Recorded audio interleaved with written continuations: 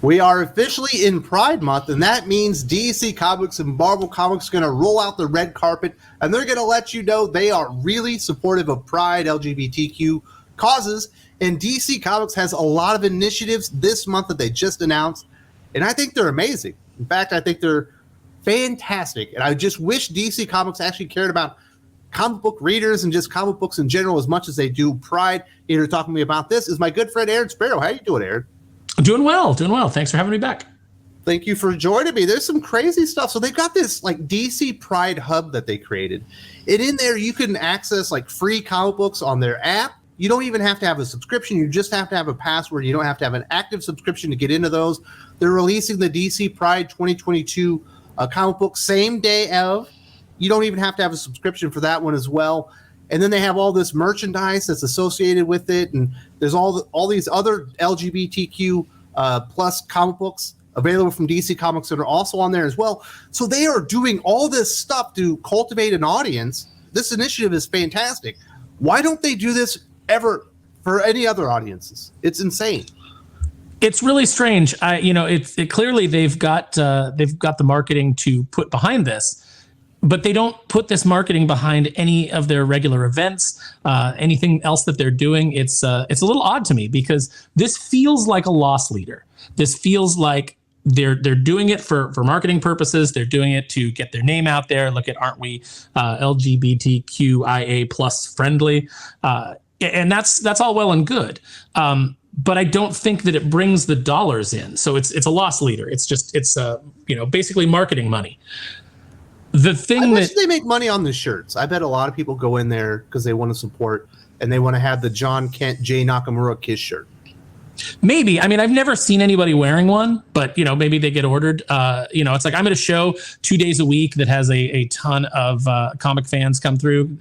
Just pop culture fans in general, buying toys, buying comics, and I've never seen a Pride shirt come through. And this is like in the LA area, so.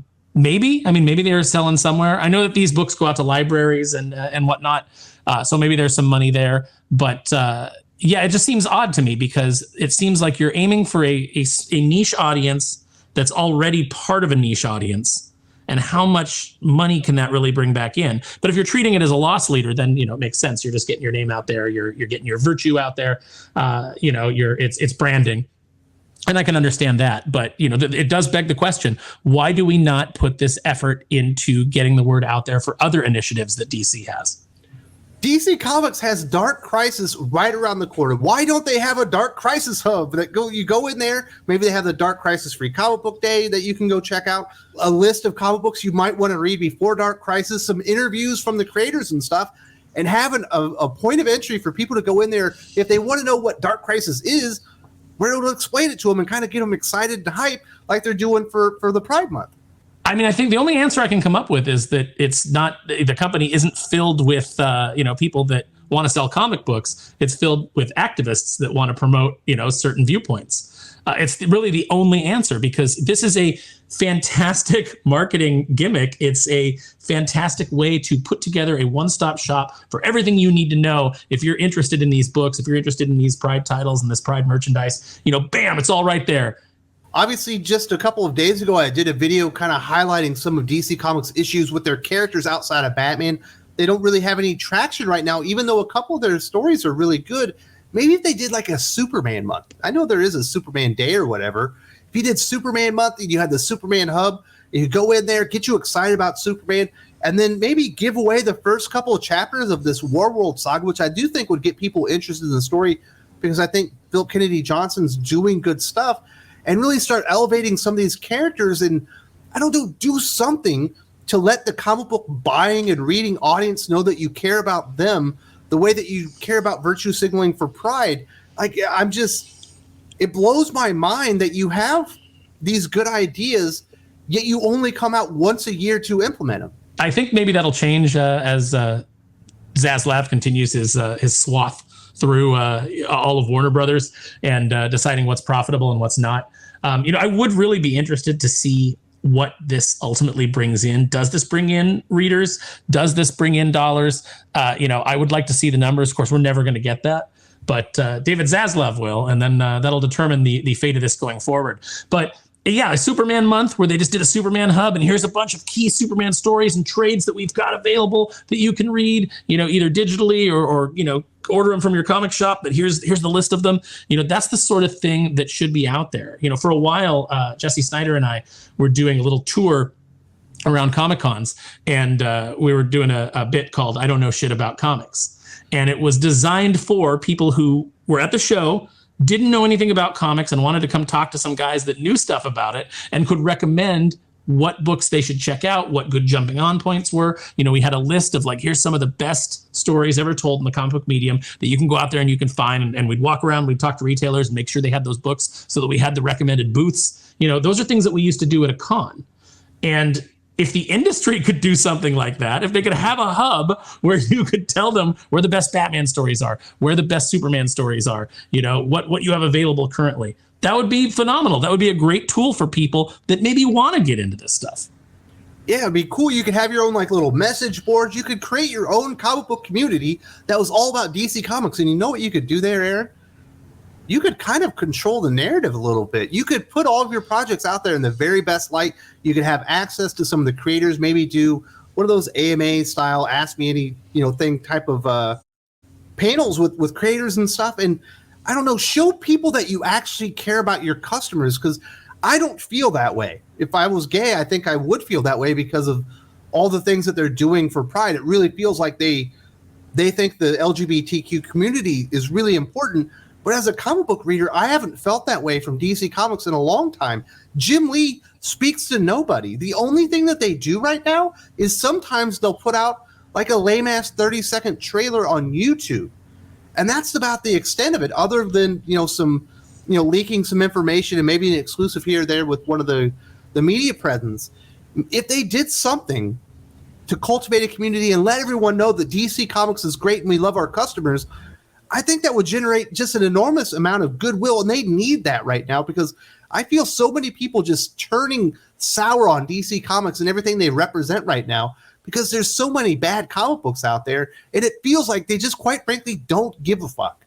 Well, and sadly, even the books that they're putting out for Pride, they don't really mean anything aside from, hey, look, here's a bunch of gay superheroes and a bunch of stories that aren't that great and that don't go anywhere and don't lead into anything. None of the stories in these Pride anthologies are about anything other than being gay. And I feel like you should have a story with an LGBTQ character that actually means something, that tells a good story, that isn't necessarily centered in their sexuality. It's just here are the other things about this character that make them interesting.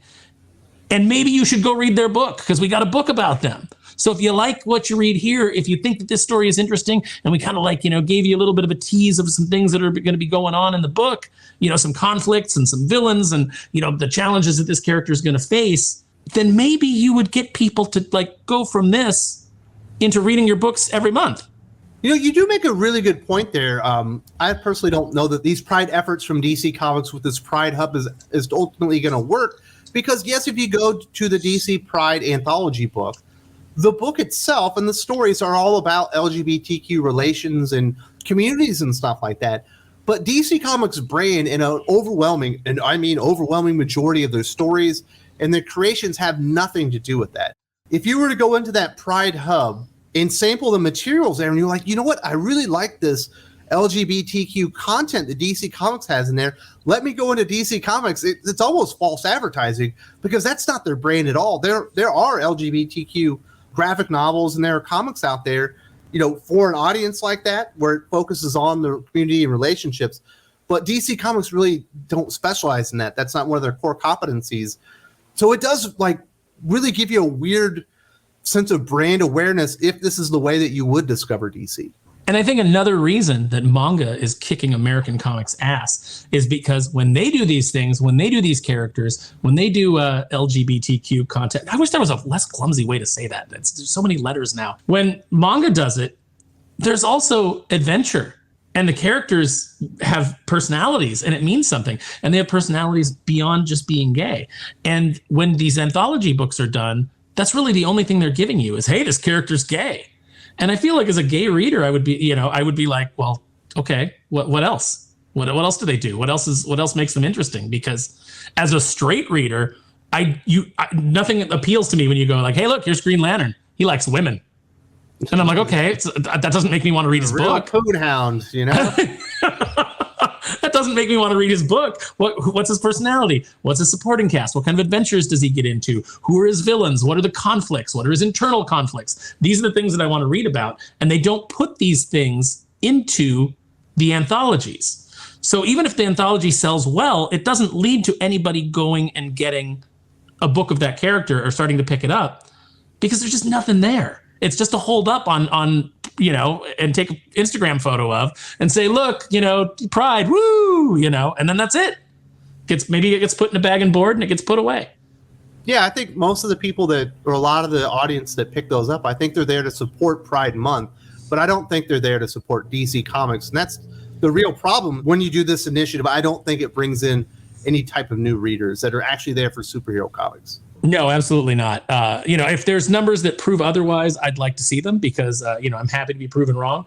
But you need to show off what comics do, what comics are about. These anthologies, you're not getting enough pages to really tell a compelling story. Maybe you just do, instead of doing an anthology, and I know it's about gathering all of the creators that are, that are LGBTQ, gathering them all and putting them under this umbrella and letting them do this book. I know that that's a part of it. But maybe you just focus on just a couple books instead of doing one Pride anthology. Maybe you do 3 different titles, and you do like an Apollo Midnighter series, and you do a book that's about like Batwoman. You do some things like that, and then people read it, and then they're interested in those characters, and then you do a series with those characters. I would read an Apollo and Midnighter series. Why haven't they given me one? Why are they changing the sexuality of all these characters? It's just for headlines, it's just for PR. When you've got 2 really iconic gay characters that every comic reader loves in Apollo and Midnighter. Everybody loves those characters. They think they're cool. They were made to be cool. Give me that. Give me more of that. I'm a comic book reader, and now you're getting me to read a comic about a gay couple. Win-win. I can tell you this. I just want DC Comics to give me the amount of attention. Let me know that you respect me and you want me as a customer as much as you want to celebrate Pride.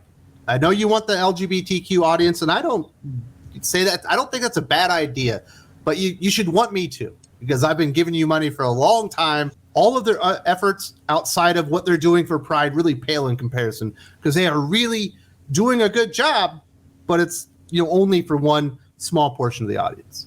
Yeah, everybody's money is green. I've always said there should be content for everybody. No matter what walk of life, no matter what subject you want to read about, there should be a comic book out there for you. That's how big I want the comic book industry to be. No matter what weird niche thing that you're into, you like bottle cap collecting, then just much like manga, there's a book for you. You like cooking, there's a book about chefs for you, because that's how successful the medium is. That's how celebrated it is. It's just gotten that big. But they just keep narrowing it, and just going for the smallest audiences possible. And you should be just trying to grab everybody's money. Another thing that we're seeing both DC and Marvel do to support Pride Month is they're changing the sexuality of a lot of characters, and they're doing a lot of long-term damage to characters that have been around for decades. I talked about this kind of in depth, how Pride Month is really altering the way that DC and Marvel are treating these characters. They're kind of ruining some of them. Definitely check this out.